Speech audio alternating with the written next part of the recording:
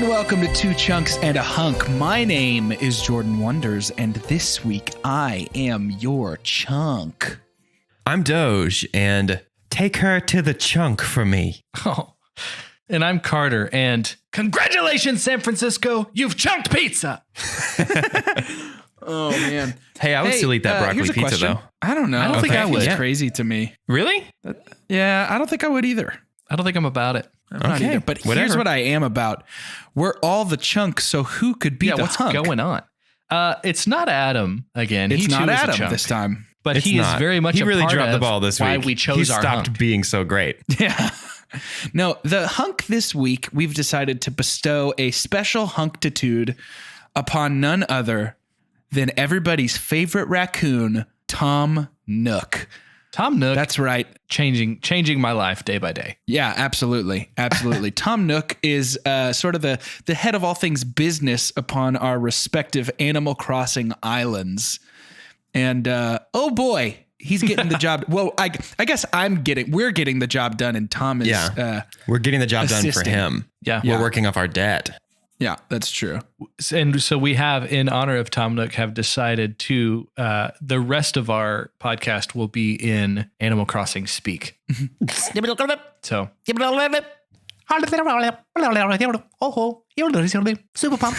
Very good. So for the one of you still listening, You know everybody's playing this game. speaking of fun personified Hey, characters, I really loved that vocal slide into that. That was great. That was awesome. you know, it's That was a something real country music kind of vibe. something I've been working on. It's just like, this are you podcast speaking? This is Nashville, the podcast. It's incredible. Yeah, welcome to our Nashville only podcast, Nashcast. Pod Nash. Oh yeah, that works too. Close. Oh man. But we're talking about a movie that involves lots of fun personification this week. That movie, of course, being Inside Out. And I can think of no better way to kick off the discussion than asking my good friend Duzuya if he would give us a synopsis. Duzuya? This week's synopsis for the film Inside Out comes from an IMDb user called Piping Hot Views. Whoa, no. And then in parentheses, it says Shriram. So Shriram wants us to know that their name is Piping Hot Views, but don't worry. It's really Shriram. It's still your boy. It's still your boy, Shriram. It's still Shriram, and you can count on that Shriram flair to just permeate this whole thing. love So that. Piping Hot Views writes, all of us have various brain functions that govern our response to various situations. The functions responsible for happiness, sadness, fear, anger, and disgust are characterized, and the details of the activities they do to run the life of a young girl, Riley, right from her birth is what drives the story. When a sudden change in the life of Riley upsets their rhythm, they try to control the situation too much, which creates more confusion for her. Their adventures in an attempt to restore normalcy is what forms the crux of this movie. Okay. That'll work. Thank you. That'll the work. most factual synopsis that we have ever The done. hottest one, the most piping hot. What a piping hot view of this movie that is. It was almost a Perd Hapley-esque It was like synopsis. It was clinical. It was clinical and cold. This is a movie, and here it is. So, right out of the gates, I'm going to get heavy for 1 second so we can all understand the lens through which I'm viewing this movie. Is that okay? Okay. Yep. So I regularly go to and participate in counseling, and my counselor is awesome. I'm a huge fan. And one of the things he told me the first session, he said, "Have you ever seen the movie Inside Out?" And I said, "Yes." And he said, I love that movie. And ever since then, literally every counseling session, we talk about the committee, is what he calls it. The committee in the mind of the different emotions and the way that they interact with each other, and how, any singular emotion driving everything is bad, and everything has its place. But then also something that we talk about a lot is the suppression of sadness, which is something that I work through pretty frequently. Hey, album name, really quick. Yeah, no, that's very good. Not to derail you, but I'm totally going to be releasing a quarantine concept album called The Suppression of Sadness. Anyway, Amazing. continue. Right. But one of the things he talks about is when one emotion gets suppressed, another one takes the place where it should be present, which is a lot of what we get to see in this movie, where joy overtakes sadness to the point of sadness being neglected. So for me, unfortunately, that emotion is anger.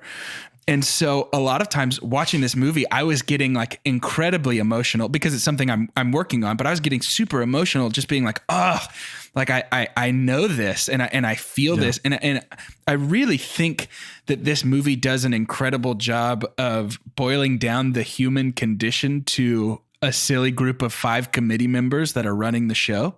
Yeah. And, so I'm going to get crazy right here and super pump the concept of this movie. Just the actual concept of this is maybe the best thing about it to me. It feels like maybe Pixar's most creative idea. 100%. Yeah. I mean, because everybody's thought like, what if my toys came to life, or what if the monsters in my closet were real? But like, I've never, like, I don't think anybody had ever thought of this before Pixar made Inside Out. It feels like a movie uniquely made with a distinct purpose in mind. Yeah. I think it takes a certain amount of like, when think of all the people that it took to, write it. My super pump is the screenplay. But thinking of the writing and everything, to hear the concept of this, it felt like it takes an extra amount of emotional and creative energy. Like when you first hear this concept, you're like, what a great idea. But you're already starting to think about all the steps and how tough this is going to be. And I think just the fact that they saw it through, they took whatever 5 years to make this movie. Yeah. I think if somebody presented this idea to me, I would be like, that's a great idea. I just don't think it'll work. There's no way to get there, but that's a great idea. Yeah. How do you get it onto the screen? That's what's so exactly. crazy. That's why the screenplay for me specifically it was nominated for an Oscar for best original screenplay. Yeah. Did it win? It did not. Doesn't it feel it won for animated feature? Like a uniquely fine line to walk between getting the message across and accidentally becoming like irreverent? It feels so dangerous. Movie. 100%. Well, yeah, the get the message across is in the middle, and on one side you have irreverent, on the other side you have preachy. Right. But it threads the needle. I feel like it really threads the needle well. I completely agree. Yeah. It feels like every single like character design, just characters that they chose, like emotions that they chose, was if it's not Riley, then who? Like all of it had to just feel like a ton of weight on making that decision. Well, and they hardly, To me, it feels this movie feels especially small scale comparatively to other Pixar movies. Like, oh yeah, just as far as what the story spans and different things like that. But I say that, and yet the stakes feel so high. When I think they were dead on making the character that all of our emotions are caring about being this young person, this young girl. And because I think everybody can watch it and go, oh, she is too young to lose all of that feeling. And it makes you really, at least for me, it made me really invested in what's happening to Riley and how all these small things are adding up to such like emotional disaster. Absolutely. And I think it's a testament, Carter, to your super pump, to the screenplay, that both stories work so well. Like I'm equally invested in joy and sadness getting back to headquarters as I am like, I get the same emotional catharsis when they get back to headquarters that I do when Riley and her parents hug and then sit on the living room floor of their empty house at the end of the movie. Like I'm moved to the same point, even though it feels like we hardly spend any time in the human world compared to the mindscape. Right. And something else that this movie does really well in the midst of all of the like seriousness that the story has is it's so funny. It really is. That triple mint gum song, like the way that they talk about things just like popping up and getting stuck in your head, is absolutely what it feels like. Yep. Yeah. Like it totally feels like there's just two little goons that keep sending me things to ruin my afternoon. Oh, that's so good. Do you guys have a thing like that gets stuck in your head all the time? It's beginning to look a lot like Christmas. About like once a week, I'll just have a whole day where that's stuck in my head all day long. Right now, it's My Hero by the Foo Fighters. Is it because I put it on the Two Chunks Instagram story? It honestly might be. It keeps getting stuck in my head right now. Yeah. Mine is Bella Notte from Lady and the Tramp. This is the night. It's a beautiful. Don't we know somebody that theirs is the shout out to Grayson Hatfield. I used to work with Grayson, and we had offices right by each other, and through my wall I could hear him whistling that, and I just said out loud, "Is that the circus song?" And he just busted out laughing. because like he did not know that he was even whistling it. Like he thought it was in his subconscious. That is so funny. What a miserable song for that to be stuck in I your think head. that's the worst one. Yeah. That's the worst one for sure. I can't think of I mean, anything Bella worse. Notte is pretty bad. That one's No, rough. it's lovely. Right. The circus song is the very worst one. Does that even have a name, or is it just called the circus song? I think it is I don't know. technically titled dap dap da da da da dap dap dap dap. You know, Spelled out. Yeah, probably. lots of hyphens and all that stuff. So plenty of space in your Spotify queue. Sure, You certainly. might be able to read that guy. But back to the movie that we're talking about, which is of course Inside Out. There's a lot to be said, and I think the best thing to do is start with the character introductions. So this movie, I don't know, man. I feel like the start of this movie, the progression of Riley from birth to preteen-hood, it's not quite first 8 minutes of Up caliber, but man, is it up there for me. For real. I don't have children, and I don't want them for quite some time. But like, I was so emotional seeing her as a baby, and then in her mind, the first thing that she feels is joy, Yeah. and then it's just joy for a while, or 38 seconds or Right. whatever, Yeah. and then sadness comes. But yeah, I thought that was super cool, and it explains why Joy feels like she's so protective over Riley, Right. because Exactly. she was there first. Yeah. Riley is my kid. Yeah.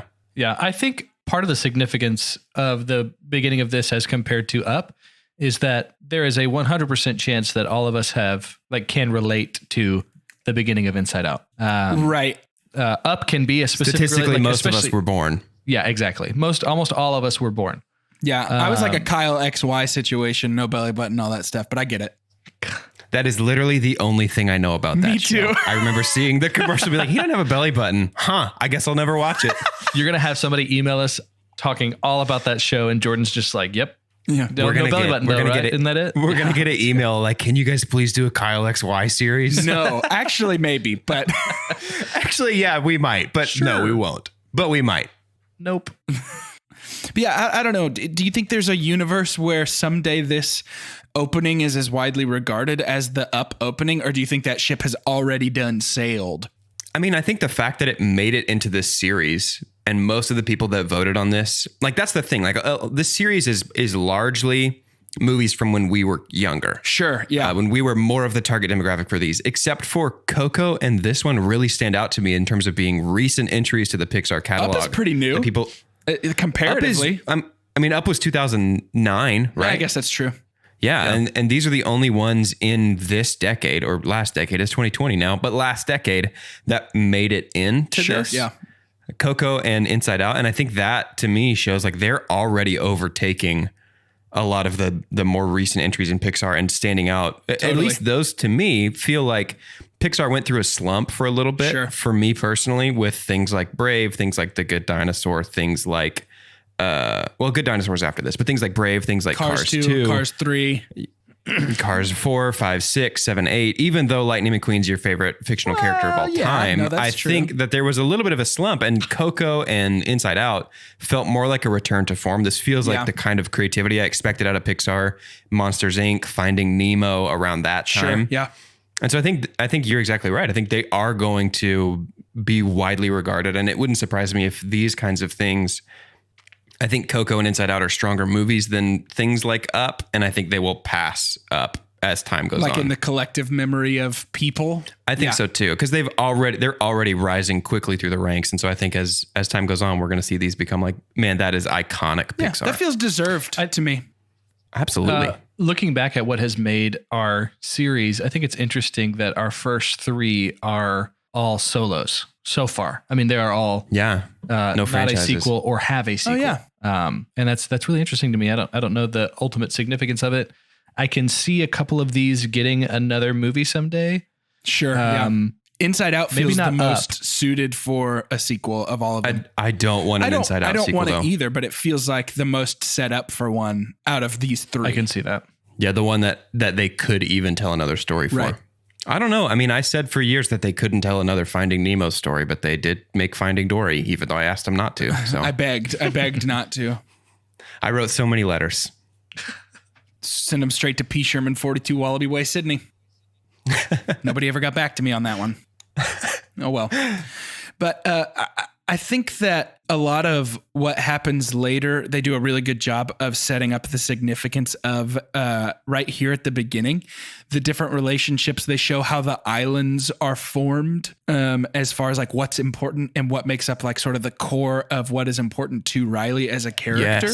Yes, that's so good. That's my super pump is the world building that happens right here during this opening montage where we've got the wonderful theme by my boy, Mikey. Yep. He's done the composition again for this film, knocked it out of the park once more, like he always does. But this opening montage here, the world building in this is so, I feel like it's so unique because this is brilliant. It's a little bit like what we talked about with Pirates of the Caribbean last fall, where it was just like you are introducing people to an entirely new world, a new concept, and they have to buy in or the rest of the movie doesn't work at all. I think this is probably the tallest world building order that we've seen outside of our fantasy and magic series a year and a half ago. Yeah. It's such a unique, right? Like I think, it's such a unique kind of accountability that you get from the viewer, from the person that you're creating this for, because even though we don't get to say whether or not that's exactly like what the inside of our minds are, we do have some kind of say on I buy that and I don't buy that. Sure. You know? Right. It's like, exactly. It's so crazy. It's such the chutzpah to go through with this is, and it's funny how all of our super pumps are essentially the same thing, right? Like mine is the screenplay, Doge's is the world building, and Jordan's is just what the concept. Movie? The concept. I think all of us are kind of super pumping that they really made this movie. They just were like, I'm going to do it and make a weird movie and you're going to love it. Yeah. And we do. Like I remember seeing the trailers for this actually and being like, that looks okay. And yeah, it's so much better than it has any reason to be. I think the cast has something to do with people's buy-in too, because this cast is pretty unbelievable. I mean, it really is like they asked Lorne Michaels. They were like, hey, who should we cast in this movie? And he's like, well, here's my friends. Right. And they cast those people. Right. And they're all five of them started in comedy. They're all comedians. Yeah. And so, I just think that's so fun. They reached out to Bill Hader. Some of the first ones were Lewis Black. Like they had no one else in mind for that. Bill Hader. Yeah. And then they had Bill Hader reach out to his friend, Amy Poehler. Jeez. So they're like, hey, Bill, would you talk to Amy for us, please? We really like her, but we're intimidated. From what I've read, that's the process is they had her reach out to Amy. That's so great. Oh my gosh. We get another Richard Kind. He's a double dizzer. He's a double Pixar dizzer, in fact, here, because he's also Molt in A Bug's Life. And he's Bing Bong here. Oh, that's very fun. I love him. Yeah. He's great in Scrubs too, if you've ever watched that show. He's so good there. No, we also get Rashida Jones at the very end. Yeah, we do. And I don't know if you guys noticed, but when they are leaving and going to San Francisco on their drive, we pass the birds from that Pixar short. They're up on that telephone wire. Oh yeah. We drive right past them. Yep. Pixar always throws in teases for their next movie in the current one. And so that's why we have that scene at the like dinosaur roadside attraction. The Triceratops. Those are the characters from the good dinosaurs, fun. the Triceratops and like a Brontosaurus. That's very cool. And our while we're on the subject, our A113 is her classroom. Oh, cool. At her new school. Yeah. At her new school in San Francisco. Yeah. Perhaps the most literal A113 we've had. Right. Just a classroom. Right. Yeah. On this road trip, though, going from Minnesota to San Francisco, I forgot how beautiful the scenes were in that. Like, I love they almost choose to do a different kind of animation in that sunflower field.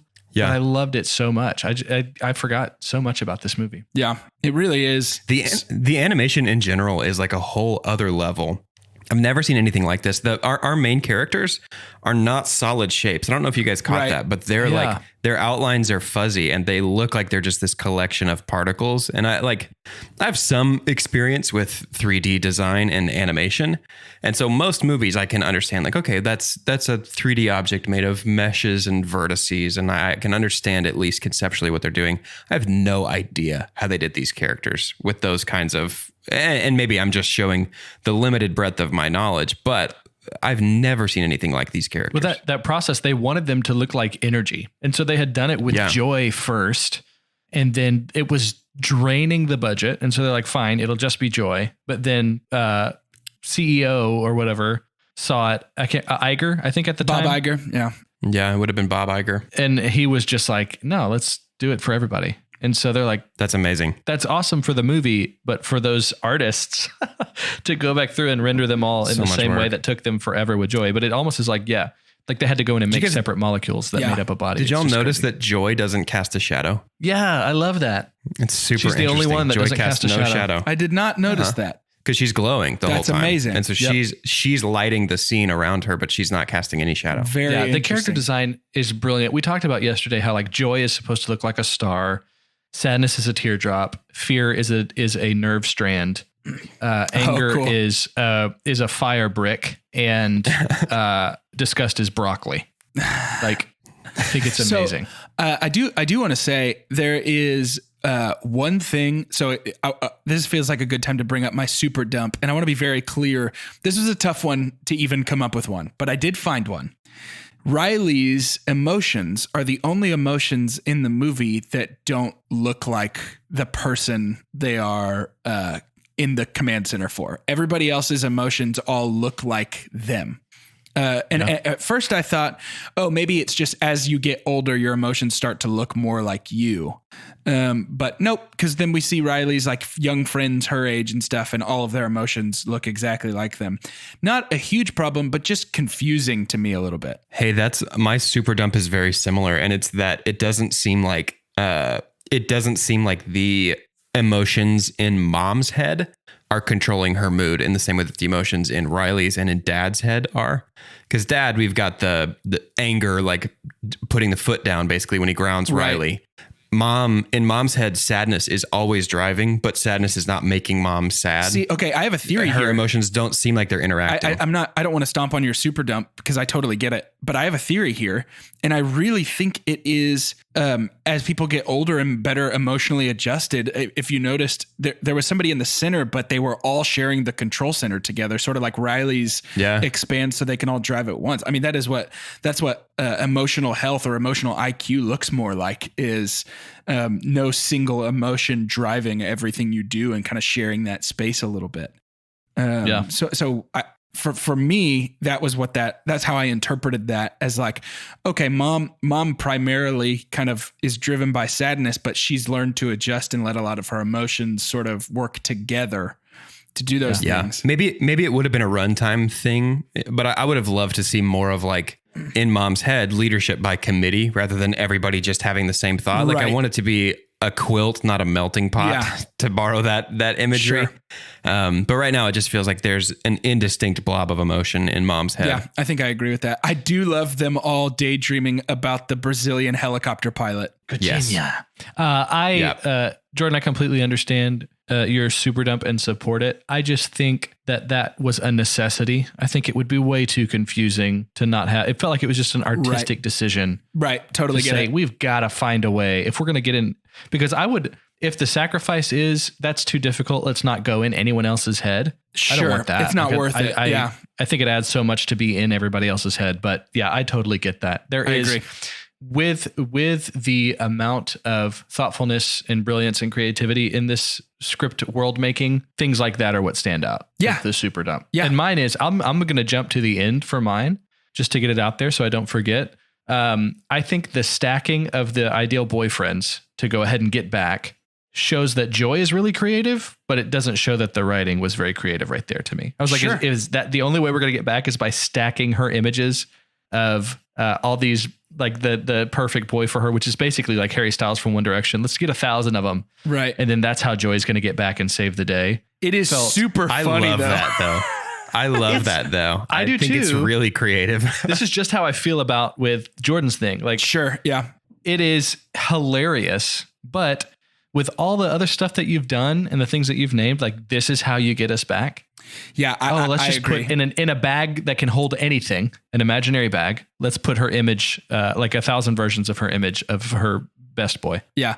All of them coming out and being, I would die for Riley. Yeah. Very good. For Riley, like simultaneously as It they seems fall. like It's amazing. It seems like there should have been like a big river that's the stream of consciousness. I feel like that feels like a notable exception from all of the things. Like we have a train of thought. Yeah. It seems like there should be like a big river the stream of consciousness, and then a waterfall at the end. That's like, if you go down there, that's unconscious thought or something like that. Yeah. Ooh. I don't know. I'm not about to tell the wonderful people who made this movie the thing they should have really done to make it actually good. Yeah. But that just seems like an omission. I think that every time I watch this, like, that seems like there should be water. Yeah. And there's more stuff coming that we need to talk about and discuss. But before we hit any of that, I do think maybe it's time to jump on our own train of thought. Head on over to Shout Announcements.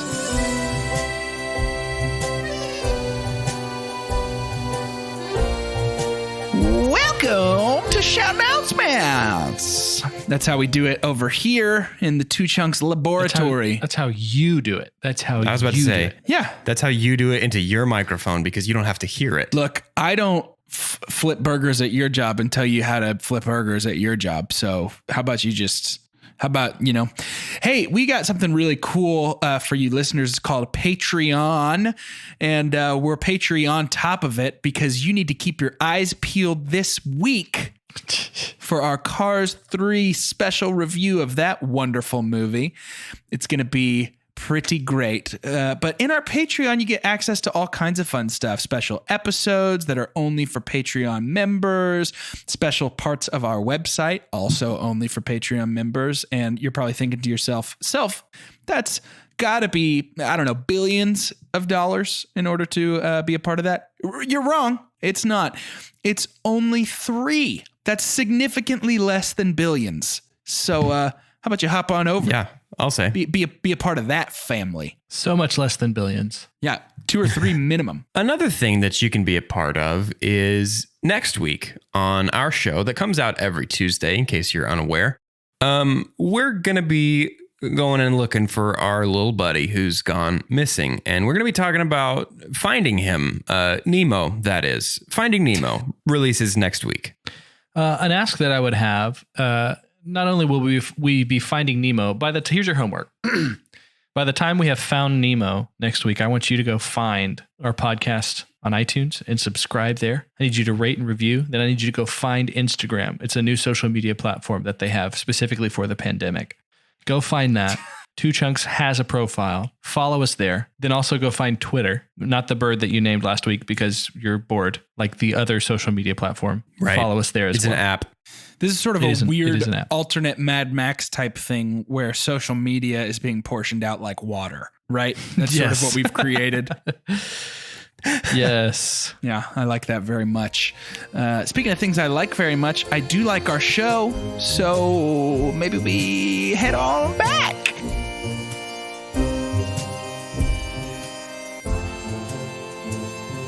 And we're back to the show. Whoa. Here we are.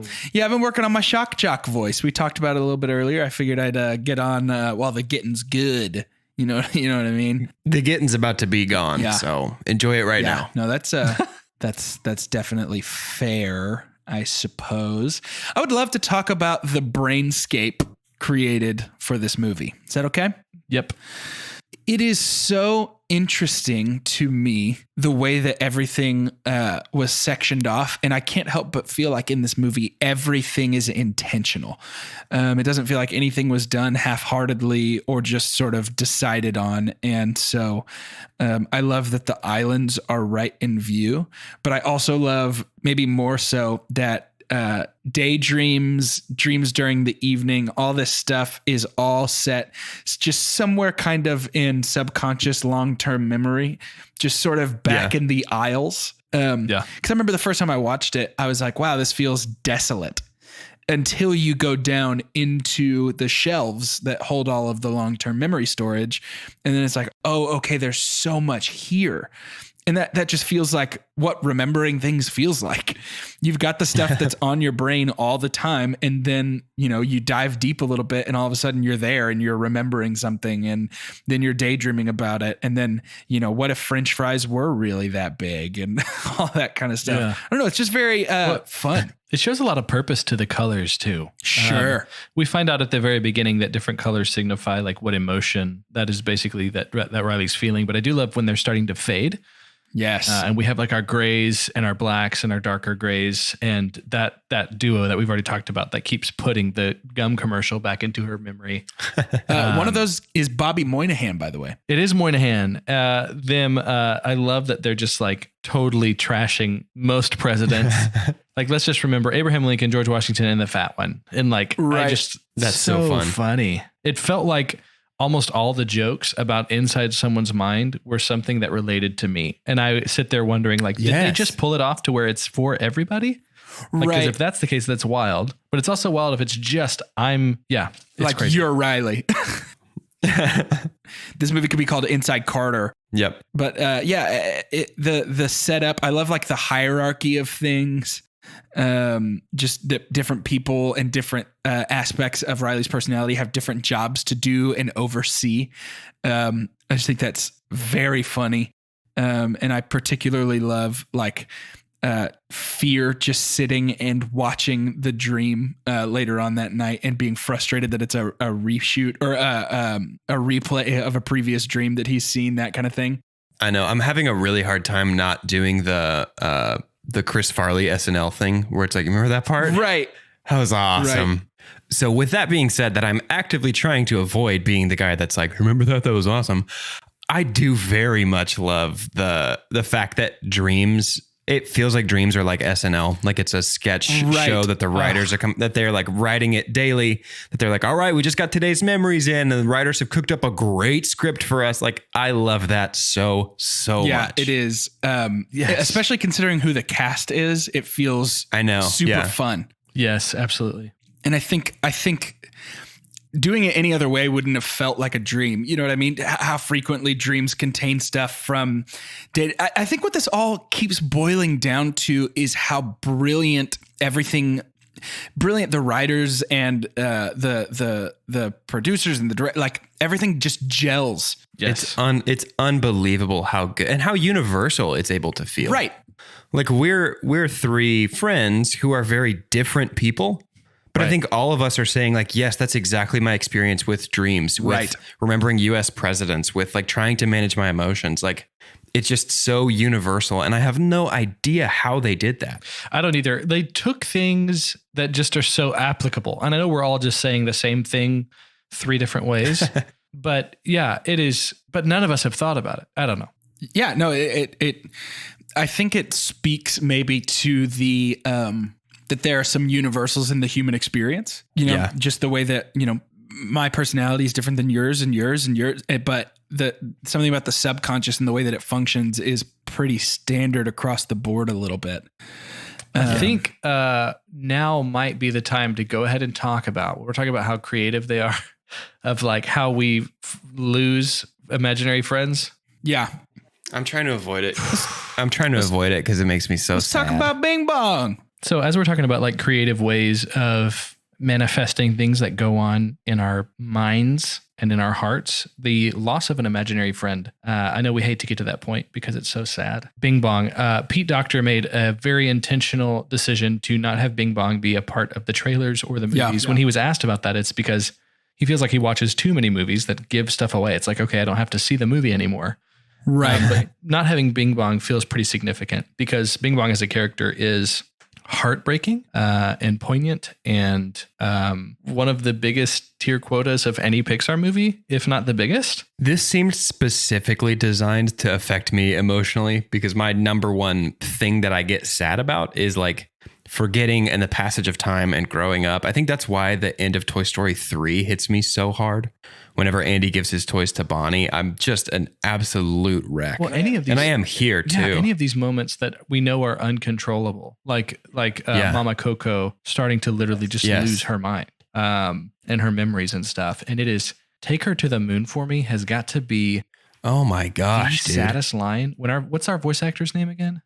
Richard Kind. Richard Kind admitted in an interview that he was actually crying at that line. Jeez. And what is used for the movie. He was like trying not to just weep, because it is, I can't remember. I know I had an imaginary friend, but I can tell you in this moment now, I don't remember. I'm sure I named him. Yeah. Sure. Or her or it. Yeah. Yeah. That's so sad because you don't get it back. Yeah. Well, and Goodness Carter, I gracious. think you used this word. It's perfect. It's just poignant. It hits because it's relatable, but it also hits because it is sort of a permanent loss. You know, let's use Bing Bong as an example, but Bing Bong is just a stand-in for any imaginary friend. You know, 10 years from now, Riley can remember Bing Bong and probably remember what she said that he looked like and the games they played, but Bing Bong's gone. I mean, that's how she can't play with him anymore. Yeah. Right. And this wouldn't have been, again, this is a shout out to our collective super pumps here, but this would not have landed as well if they hadn't already created the world that they did. correct. Like they've already given us enough 60 minutes in for us to start to figure out things on our own without them having to blatantly tell us. Yeah.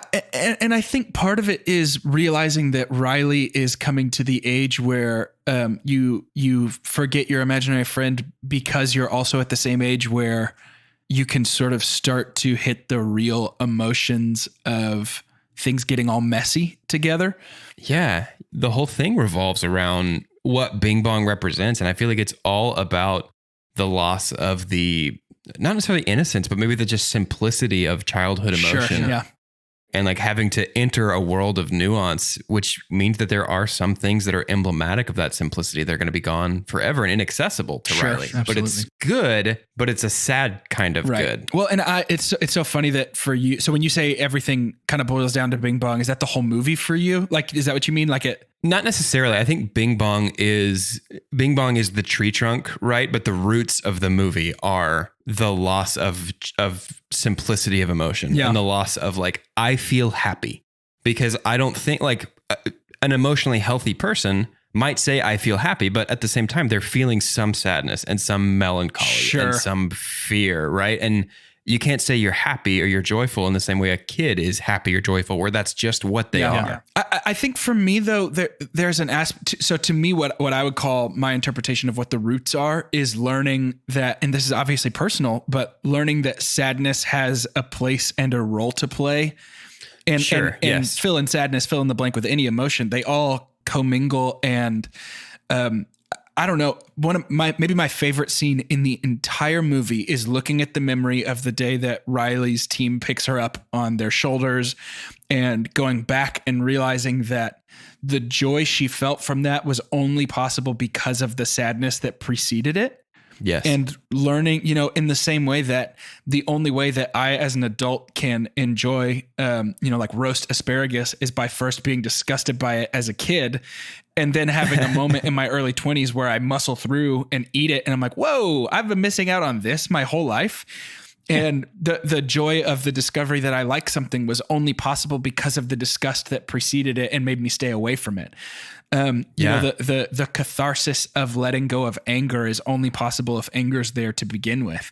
All of these things, to me, what's so beautiful and what just touches me unbelievably about this movie is that one moment where joy, but also Riley realizes that like sadness has a purpose not only as a signal flag to those around you that you need some help, but also as a precursor to what can become good. It takes the label, and I don't want to use the word good actually, because I feel like this movie does a good job of taking the labels off of emotions of this is a good one and this is a bad one, and just stops looking at it like that and said, no, it happens because you feel it. You can't help that. But they can work together and be better because there's two or more multiple things happening. And to me, as I get older, that is what emotions have. That's how I've begun to understand them. Yeah. And I don't know. I love, Doge, what you said about like the loss of the childish simplicity of emotion. And I think that is incredibly sad to lose that pure, unadulterated joy. But at the same time, I don't know that I would go back.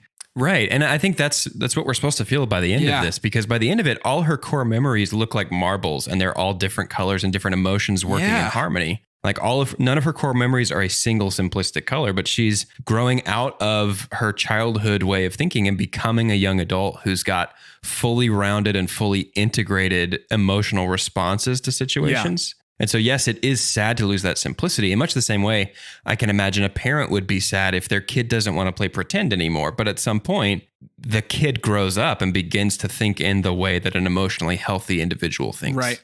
And I know for a fact that we have a couple people that are licensed professional counselors that listen to this podcast. And I hope that we are Boy, y'all are so much smarter than us about this. Man, I hope that we are not just flying in the face of it. I hope it hasn't just been like wrong. Like, I really hope that we have honored the heart of this movie with what little understanding we have of how these things work. Hey, if you're an LPC and you're listening to this and you want to record an episode about like Die Hard and get a bunch of stuff wrong, I think that would be fine. We would be okay with that. We'll give you a pass on that if you give us a pass on this. I'm going to give you a free pass, all of you LPCs. I'm going to give you a free pass to record a Legend of Zelda podcast, and I'll just listen to it and be like, you clearly don't understand Ganon's emotions. Wrong. I was going to say while we're on the topic, but it feels like the whole topic is saturated with this. But Pixar is often trying to teach us something. This feels by far the most educational entry of any Pixar movie. You know, I mean, it does feel like a course almost at times because it doesn't really stop. They've somehow managed to, you know, we talk about how daunting it was to write something inside the mind of somebody, but the flip side is they've given themselves what is scientifically proven as infinite room, which is the brain, right? Like we do not have the capacity to use 100% of it. And so they've given themselves so much like literal mind space to do whatever they want. So it's just so smart. I think this is a great example of, it's kind of an old school view of storytelling, popular mid 1900s or so, like 50s and 60s. But the view that storytelling and art in general should be both artistic and didactic, which means that it's not worth engaging in unless it's artistically good and valuable and pretty to look at.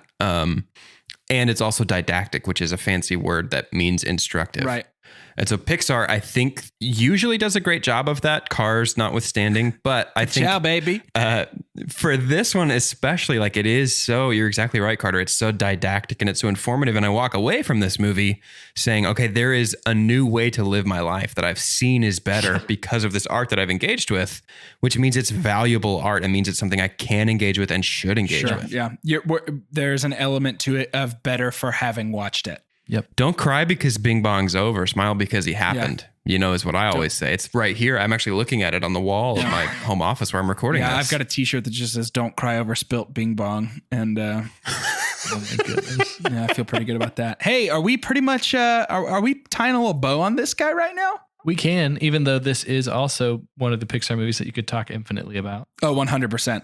Hey, so what that means is that it's time for us to rate this movie. Wait, before we do this, is there anything to say about the actual catharsis and resolution of both the internal and external narrative at the end when they get back to headquarters and when Riley plays hockey and her parents paint their faces? Oh, what do you want to hear me say? That it's beautiful and incredibly touching and that every time I watch it, I well up with emotion and tears because of how well done it is? Is that what you want to hear right now, Doge? That seems like it covers it. Let's rate it now. Well then, yeah. No, that's how I feel. It's so good. Bow tie. The collapse of the hug on the floor and her smile once she's there is just perfect. Dude, just tears all the way down to my socks. How it's simultaneous with the button pushing of like which emotion too, which we didn't talk much about, but right. Or they're pushing it together. Amazing. Yeah. So good. Well, let's use science, the one that lets us understand brains, to rate this movie. I'm talking about the scientific cinema scale, which is perfect and as follows. The best thing we can ever say about a movie is own it, don't lend it, buy that poster. The next best thing we can say, that's going to be buy it, followed by rent it and then stream it. After that is forget it. And last, but certainly least, the worst thing we could ever say about a movie. God hath forsaken us. I will go first. I am buying the poster for this movie. Yep. It is virtually perfect to me, but just so it threads the needle of fun, funny, engaging, and real in a way that a lot of movies, Pixar, animated or otherwise, do not. And for that, I just think it's really special and really worthy of that poster going up on my proverbial wall.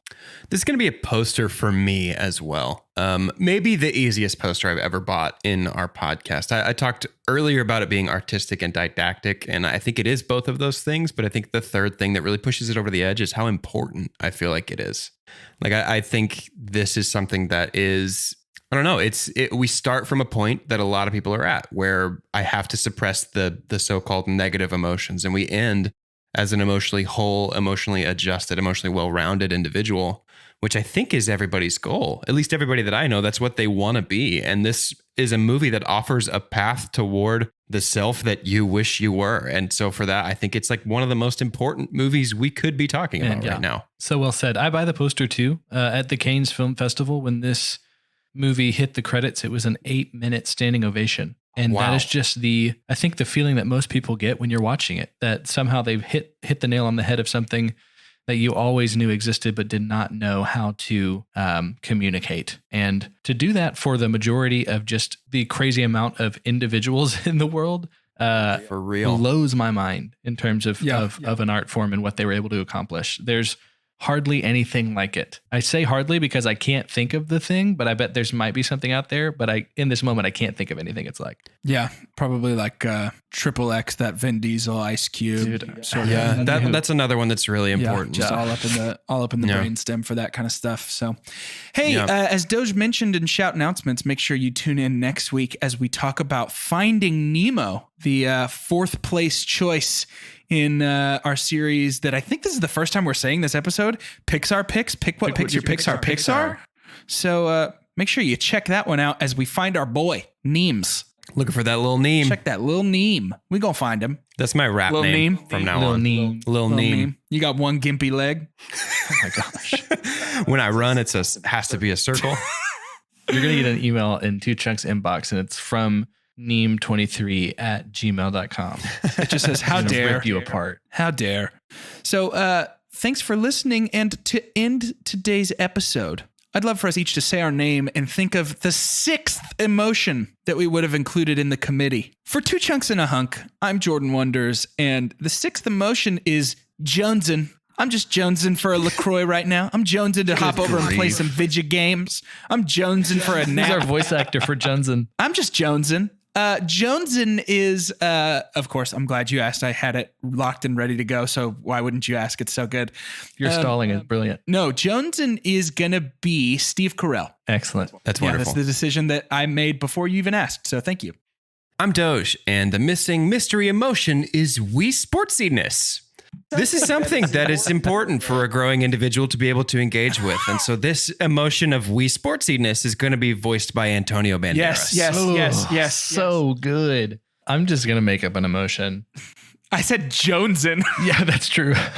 I know we've all had several people that have wronged us before. Not several people. Things that have wronged us, certain things. This emotion manifests. And it's called Vendetta. Ooh.